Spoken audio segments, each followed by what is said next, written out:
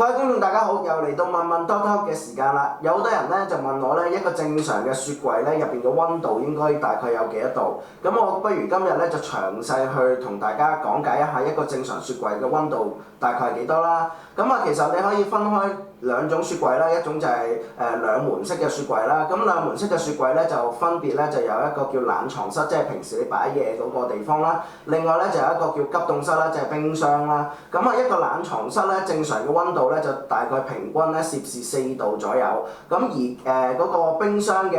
溫度咧就大概係零下嘅18度左右。咁如果有一啲三門式嘅雪櫃咧，咁通常咧就會多咗一個叫蔬果室嘅地方。咁蔬果室咧其實嗰個溫度咧就同呢個冷藏室咧都係差唔多，接近有呢個攝氏4度左右嘅。咁有啲人咧就會問啦，咁如果我將嗰個雪櫃入邊嗰個扭掣咧扭到去 maximum 嗰個位咧，係咪可以做到呢個急速嘅冷凍效果咧？咁其實係唔會㗎。咁其實咧你扭到去 maximum 嘅地方咧，其實咧佢只係令到咧嗰個雪櫃入邊嘅平均溫度咧去降低2度左右，咁而唔會咧急速去將一啲食物咧去冷凍㗎。而相反啦，如果你調節到去 minimum 嗰個位咧，咁其實佢就會令到嗰個平均溫度咧上升攝氏2度左右，咁亦都唔會做到即時溶解嘅效果㗎。咁最後一個疑問啦，有啲人咧就話究竟其實一個無霜嘅雪櫃，即係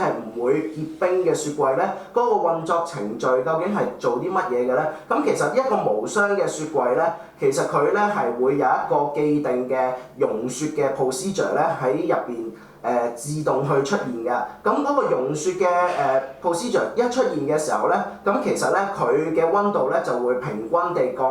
即係平均地提高少少啦，咁可以做到咧入邊咧係唔會令到所有雪或者霜咧去凝結而成嘅，咁亦都會將原本結咗嘅霜咧，亦都去解凍翻，咁就可以做到一個無霜嘅效果啦。好啦，今日問問多多嘅時間又到啦，問問多多疑難逐個捉，拜拜。